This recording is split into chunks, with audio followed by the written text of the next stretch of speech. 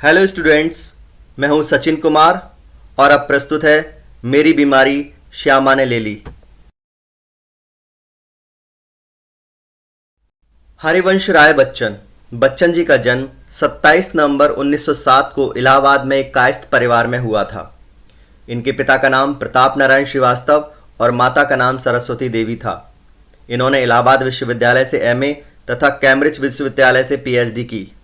इनकी प्रमुख रचनाएं हैं तेरा हार, मधुशाला, मधुबाला, मधुकलश, सतरंगिनी, दो चट्टानें, क्या भूलूं क्या याद करूं, नीड़ का निर्माण, सोपान, किंग लेयर आदि। 1976 में साहित्य एवं शिक्षा के क्षेत्र में भारत सरकार द्वारा इन्हें पद्म भूषण से सम्मानित किया गया। बच्चन जी का निधन 18 जनवरी 1903 को हो गया। मेरी बीमारी श्यामा ने ले ली। लेखक हरिवंश राय बच्चन एक अध्यापक थे।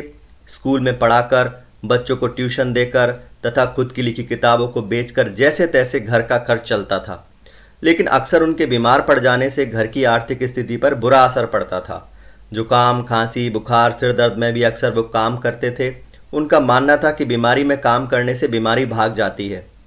वे बीमार होने पर सस्ती दवाओं का उपयोग करते थे क्योंकि महंगा इलाज उनके बस से बाहर था।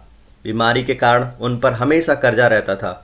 छोटे भाई सालेग्राम की आमदनी यानी सेरली भी ज़्यादा नहीं थी। उनके माता पिता ने उनके इलाज के लिए घर बेचने का फैसला किया। लेखक ने ऐसा करने से मना कर दिया। बीमारी में पड़े रहने से अच्छा मरना है, यह सोचकर खुद को मरने के लिए छोड़ दिया। लेकिन उन्हें एहसास हुआ कि उनके मरने के बाद कर्जे का बोझ उनकी पत्नी श्यामा पर आ जाएगा और वह सब कर्जा कैसे चुकाएगी। इस विचार से उनमें संघर्ष की शक्ति आ गई। लेखक मानता था कि गरीब को बीमार होने का कोई हक नहीं है, क्योंकि उसके एक दिन काम न करने पर उसे खाना नहीं मिलेगा। बीमारी तो अमीरों को आराम करने का एक बहाना है। उनकी पत्नी दिन रात उनकी सेवा करती थी।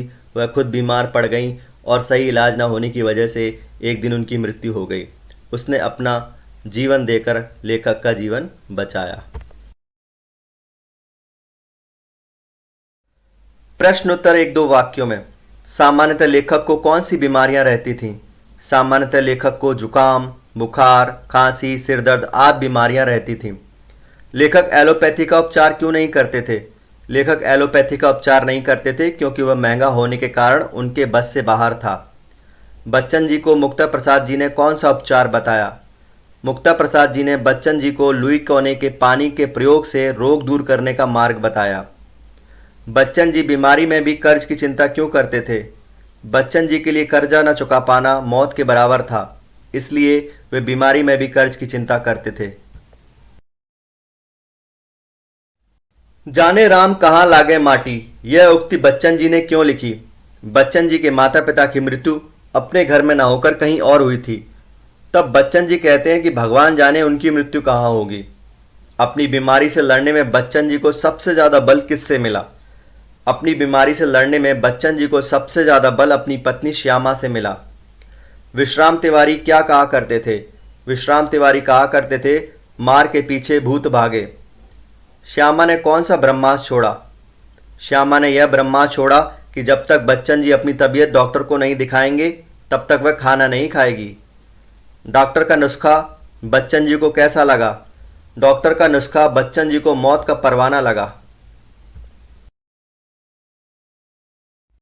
बच्चन जी को मरने की अपेक्षा जीना कठिन क्यों लगा?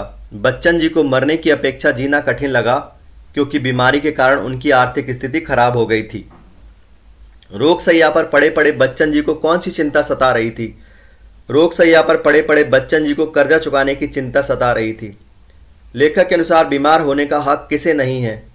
लेखक के अनुसार गरीब को बीमार होने का हक नहीं है। बीमारी के प्रति बच्चन जी का क्या ख्याल था? बच्चन जी बीमार व्यक्ति को अपराधी मानते थे, इसलिए छोटी मोटी बीमारियों से नहीं डरते थे। इन बीमारियों में भी वे काम करते थे। काम करके वे अपने बीमार होने के अपराध में स्वयं को दंड देते थे। प्रश्न उत्तर 5-6 वाक्यों में। लेखक बीमारी में भी काम क्यों करते थे? लेखक की आर्थिक स्थिति ठीक नहीं थी। घर खर्च चलाने के लिए वे स्कूल में पढ़ाते थे और ट्यूशन करते थे। आराम करने पर लेखक को वेतन नहीं मिलता और बिना आमदनी के घर कैसे चलता? छोटे भाई सालिग्राम की आमदनी भी अधिक नहीं थी। महंगी दवाएं उनके लिए सिरदर्द थीं, इसलिए मजबूरी में बच्चन जी बीमारी में भी काम करते थे। लेखक की बीमारी सुनकर श्यामा कांपकर तुरंत क्यों संभल गई?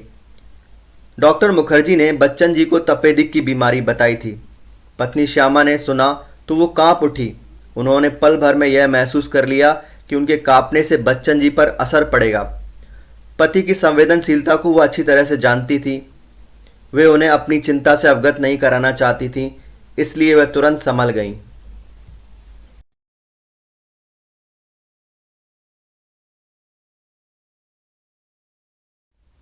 लेखक को ऐसा क्यों लगा कि उन्हें श्यामा के लिए जीने का संघर्ष करना चाहिए? बीमारी में लेखक को अपने कर्जे को चुकाने की चिंता सता रही थी। उन्होंने खुद को मरने के लिए छोड़ दिया था, लेकिन तभी उन्हें श्यामा का ख्याल आया। उन्होंने सोचा कि उन्होंने श्यामा के लिए तो कुछ किया ही नहीं।